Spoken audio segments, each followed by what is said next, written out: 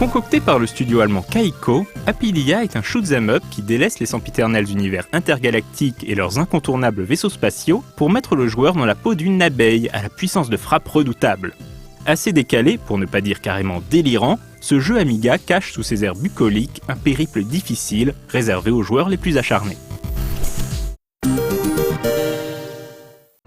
L'impitoyable seigneur des ténèbres Exae fait usage de sa magie noire pour s'en prendre à Yuri et Ikuro, un jeune couple vivant le parfait amour. Empoisonnant la belle Yuri avec des insectes mutants, Exae provoque la colère d'Ikuro. Ce dernier, afin de se venger et de mettre la main sur un antidote, se transforme en abeille surpuissante. Ce pitch totalement farfelu est illustré dans un style manga assez maladroit et peut-être l'un des plus improbables jamais vus dans un jeu vidéo. Fort heureusement, le jeu qui en découle a été développé dans une ambiance on ne peut plus studieuse. Fans absolus de shoot'em up japonais, les membres du studio Kaiko se sont religieusement inspirés des grands classiques comme le sympathique Insector X de Taito, R-Type d'Irem ou encore Gradius de Konami. C'est d'ailleurs à ce dernier que le jeu Amiga emprunte son système d'upgrade, comme l'avait déjà fait le fameux Project X de Team 17 sur la même machine. Ainsi, et en récupérant des bonus sous forme de fleurs, le joueur peut améliorer les équipements et les capacités de son insecte. Lasers multiples, bombes et rapidité de mouvement accentuée, les possibilités sont nombreuses. Comme dans Gradius, il est également possible de gérer manuellement ces améliorations ou de laisser le jeu les attribuer automatiquement. De plus, en laissant le bouton de tir appuyé plus d'une seconde, le joueur charge une attaque spéciale, qui prend ici la forme d'un dard géant pour le moins destructeur. Une référence au célèbre Charge Beam vu dans R-Type.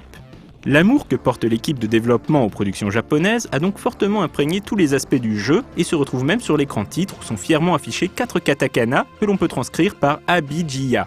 Le titre du jeu est basé sur le mot latin Apidae, un terme évoquant une famille d'insectes à laquelle appartiennent les abeilles à miel. A noter que ces 4 katakana sont accompagnés d'un 2 en chiffres romains, ce qui laisse supposer qu'Apidya est la suite d'un autre jeu alors qu'il n'en est rien. Étalé sur 5 niveaux principaux, eux-mêmes divisés en plusieurs stages, le parcours proposé par Apidya débute dans un pré tout ce qu'il y a de plus classique, si ce n'est que ses habitants s'avèrent particulièrement agressifs. Le voyage se poursuit dans un étang peu accueillant, une conduite d'égout dont les occupants glaceraient le sang aux plus courageux des super-héros, un stage plus high-tech rappelant furieusement R-Type et dans lequel l'abeille revêt une cuirasse étincelante, et pour finir, on se retrouve devant une succession de boss à abattre. Cette dernière épreuve est d'ailleurs l'un des plus gros regrets des développeurs, qui n'ont pas disposé du temps nécessaire pour élaborer un dernier niveau digne de ce nom. Ces aléas liés à la création du jeu n'ont pas empêché Kaiko d'intégrer des stages bonus, pas forcément évidents à dénicher d'ailleurs. Bref, en termes de challenge, les joueurs les plus aguerris auront l'occasion de se donner quelques sueurs froides, à plus forte raison que les niveaux sont assez longs pour une production de ce type. Il faut en effet compter une bonne quarantaine de minutes pour voir le bout du périple, même lorsque l'on connaît le jeu par cœur. Visuellement, Apidya est très correcte, même si la machine de Commodore a prouvé à maintes reprises qu'elle était capable de faire bien mieux en matière de graphisme. Globalement, le titre s'en sort tout de même honorablement, même si l'on aurait apprécié quelques étapes d'animation supplémentaires afin d'étoffer les mouvements de l'abeille. En guise de compensation, la variété des ennemis est énorme, car en plus des insectes et autres bestioles du même acabit, Ikuro doit faire face à des jouets maléfiques ou encore des canettes de soda possédées. Du grand n'importe quoi, mais totalement assumé par le studio. Le seul véritable défaut d'Apidya vient de son action parfois un peu brouillonne. Un manque de visibilité dû en partie aux projectiles lancés par les ennemis, que l'on ne distingue pas toujours correctement lorsque l'écran se retrouve un peu trop chargé.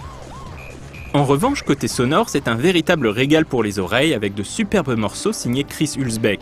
Déjà évoqué dans cette émission pour des jeux comme Turrican ou Jim Power, le compositeur allemand arrive une nouvelle fois à transcender l'expérience grâce à des mélodies dont lui seul a le secret.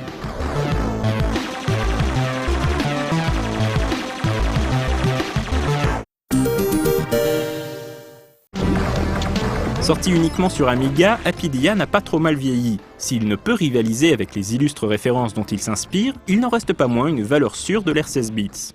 Mais surtout, son univers décalé et sa bande-son de haute volée en font un jeu qui procure toujours autant de plaisir.